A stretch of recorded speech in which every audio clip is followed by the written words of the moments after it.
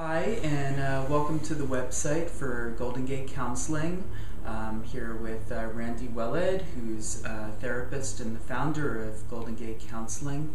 And my name's Jeanna Eichenbaum, and I'm a therapist who's now working with Randy at Golden Gate. So we're happy to be here with you. And I feel really lucky to have you join our team. And we have a lot, I think, between us to give to different populations. We do work with different groups, and we do some of it in common. Yes. And when I ask you why you became a therapist. So I'm going to give you the medium-sized answer to why I became a therapist. As you well know, I grew up in a family with some Holocaust survivors, and was sensitized from a very early age to the experience of trauma and suffering related to kind of major life events. And I saw not just how it impacted my father, for instance. I saw how it impacted every one of us around the situation.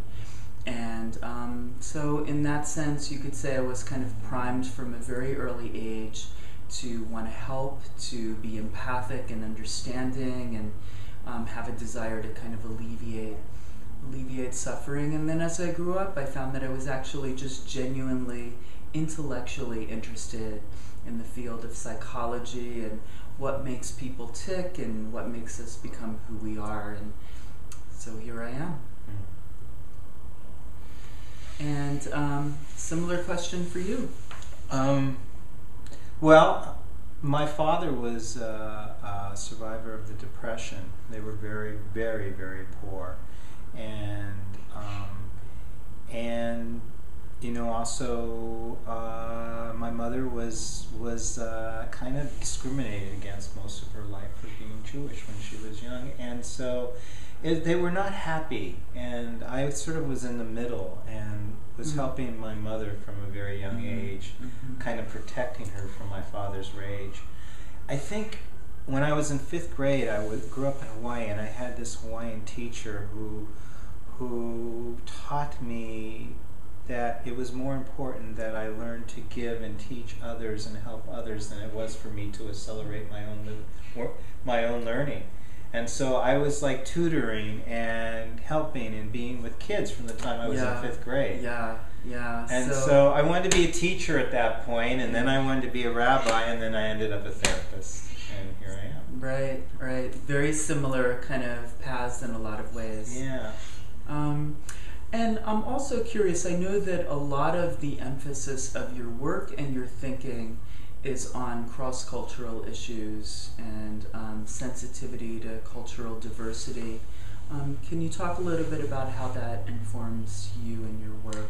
Well, I think for some reason, because of my relationship with my mother, I've always been there when there's to support an underdog. No matter whether it was racially or women versus men, or, you know, very aware, because I grew up in Hawaii, of Vietnam soldiers and what they were going through. And, you know, I just always stood up. And so then I went to learn therapy with Arnold Mindell, who developed process-oriented psychology, and he said that we couldn't do work with an individual unless we put them in their culture. So if a woman comes into my office, I have to remember that she's oppressed by men, and I'm a man, so I need to be very careful and be aware of that. And there's sexism in this culture is huge.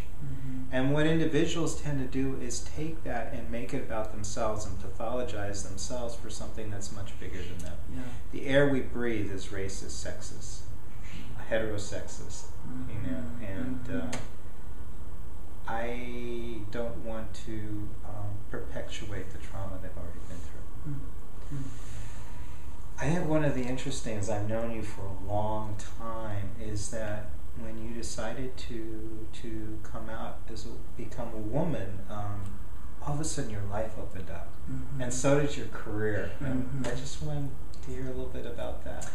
Well, it's an interesting story. I may one day write yet another trans autobiography about it. It's true that my first day at work as a trans specialist about 13 years ago, was my first day living as a trans woman in the world. And I think I struggled for so long with my feelings, and it took me a long time to come to terms with myself. And when I finally did, one of the unexpected pleasures, benefits, was discovering the release of a tremendous amount of energy that had been kind of bound up inside me in the conflict, that was now simply available to be in the world with. And I think what happens is, as people discover who we really are and the paths that we're actually supposed to be on, the universe somehow sees that, acknowledges it, says yes to it, and moves us along. It's kind of like that one level escalator in the airport that you get on, and you're walking the same pace, but all of a sudden you're moving so much faster. It's been a really blessed journey, and I'm so happy that you've been part of it. Thank you. It's been blessed for me too. I think what I want to say, kind of closing for myself, and it may not be a short one, is that there's the idea of the wounded healer, which is that therapists often are in this work because they have their own work to do. And so the more, and paradoxically, the more that a therapist had to go through in their life, the more they're able to help other people go through it. Mm-hmm. And in order to get my training, I had to have 5 years of therapy and 1,000 hours of workshops. And, so I know myself pretty well. And to me, the most dangerous therapist is one that doesn't know themselves. Yeah.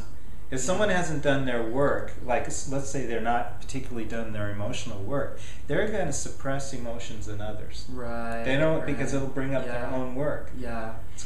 Go ahead. And I think that, we've been the member of similar self-help communities, and we have done a lot of work on ourselves. And it's true that the traumas, once transformed,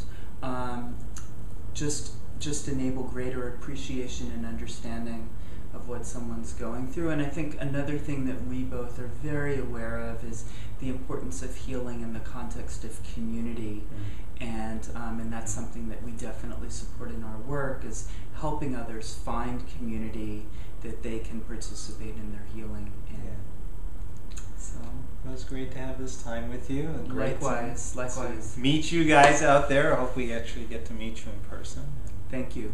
Yeah, thank you.